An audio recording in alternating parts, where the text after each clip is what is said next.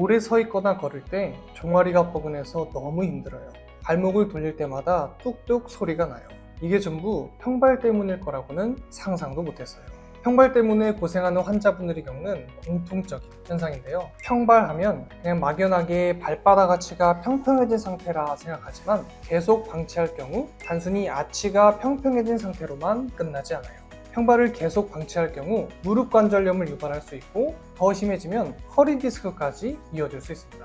왜 그럴까요? 발바닥에 가해지는 충격이 제대로 분산되지 않아서 그 충격이 무릎과 허리로 전달되기 때문인데요. 더 무서운 점은 이런 변화가 서서히 진행된다는 사실이에요. 아프다고 느끼기 시작했을 때쯤이면 이미 증상이 많이 진행된 후라는 거죠. 하지만 다행히 지금부터 알려드리는 간단한 관리를 집에서 꾸준히 하시면 건강을 지킬 수 있습니다. 평발이라서 고생했던 제 친구도 제가 알려준 방법을 실천했더니 발의 피로가 많이 줄었다며 기쁜 소식을 전해줬는데요. 대표적인 평발 관리 방법으로는 교정용 깔창 사용, 간단한 스트레칭, 발근육 운동이 있습니다. 지난 영상에서는 간단한 스트레칭과 발근육 운동을 알려드렸으니까 이번 영상에서는 교정용 깔창에 대해서 자세히 알려드릴게요. 먼저 교정용 깔창이 평발에 어떻게 도움이 되는지 그 원리부터 알려드리고 이어서 아치 교정 깔창을 잘 고르는 방법까지 설명해 드릴게요. 교정용 깔창은 평발에 어떤 도움을 줄까요?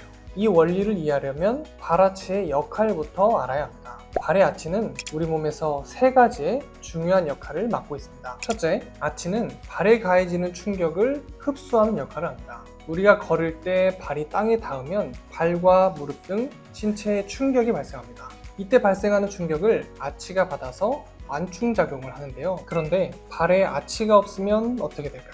그 충격은 고스란히 발목, 무릎, 그리고 허리까지 이어질 수 있습니다. 아무리 작은 충격이라도 계속해서 신체에 가해지면 관절염 같은 추가 질환이 생길 수 있어요. 둘째, 아치는 체중을 발 전체에 고르게 분산시킵니다. 걸을 때 아치는 발의 앞, 뒤, 양 옆으로 균형을 잡아서 체중을 고르게 분배하죠. 이 덕분에 특정 부위로 압력이 몰리지 않게 도와주는데요. 아치가 무너진 평발의 경우는 어떨까요? 체중이 발의 앞쪽이나 뒤쪽에만 집중되어서 발의 통증과 피로가 더 빨리 생깁니다. 평발인 분들이 조금만 걸어도 왜 피곤할까? 라고 말씀하시는 이유입니다. 셋째, 아치는 신체의 균형을 유지하는 중요한 역할을 합니다. 정상적인 아치는 서 있을 때나 움직일 때 무게중심을 잘 유지합니다. 하지만 아치가 무너지면 걸을 때 몸이 흔들리거나 균형을 잃고 특정 부위에 계속 무리가 발생하는데요. 발목이나 무릎이 비틀어진 상태에서 계속 걸으면 어떻게 될까요? 관절이 정상적으로 움직이지 못해 연골이 더 빨리 닳아져서 추가 질환이 생길 수 있습니다. 이처럼 아치는 발 기능을 정상적으로 유지하고 여러 질환을 예방합니다. 하지만 평발인 분들은 아치가 없기 때문에 체중 분산도 안 되고 몸의 균형도 무너져서 특정 부위에 계속 무리가 가해지다 보면 쉽게 피로하거나 관절염 같은 합병증이 생기는 건데요. 그래서 저는 평발로 고생하시는 분들께 아치를 받쳐주는 깔창을 추천드립니다.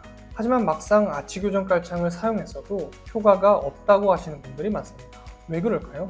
아마도 아치 교정 효과가 없는 깔창을 잘못 구매하셨기 때문인 것 같아요.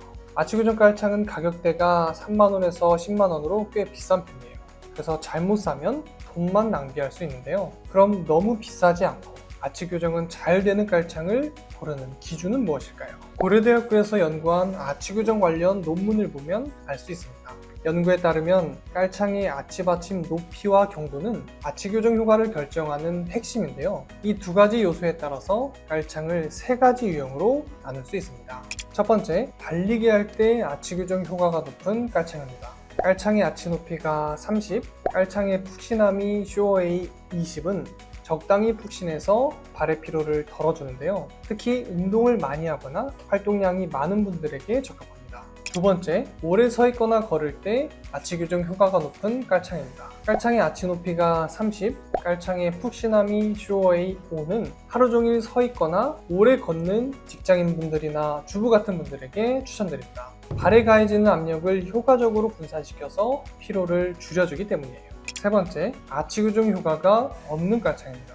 깔창의 아치 높이가 30보다 낮거나 푹신함이 쇼어의 20 이상은 지나치게 푹신하고 아치 교정 효과가 없습니다. 이런 깔창은 오히려 발의 균형을 무너뜨릴 수 있으니 사용하지 않으시는 게 더 좋아요. 구독자님께 어울리는 깔창은 무엇인가요? 보통 오래 서 있거나 많이 걷는 분들, 주부나 직장인분들이 많아서 두 번째 깔창, 아치 높이가 30이고 경도가 55쇼웨이를 추천드리고 있어요. 하지만 네이버와 쿠팡에서 아치 교정 깔창을 검색해도 깔창의 아치 높이와 경도를 자세히 설명한 깔창은 보기 힘드실 거예요.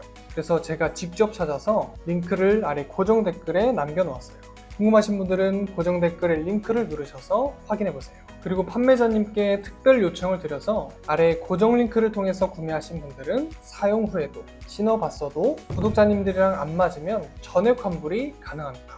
고려대 논문에서 알려주는 특징을 가진 아치 교정 깔창이라도 내 발이랑은 안 맞을 수 있잖아요. 혹시 신어보시고 불편하시면 돈 낭비하지 말고 바로 환불 신청하세요. 누가 내 병에 대해서 가장 잘 알고 있어야 할까요?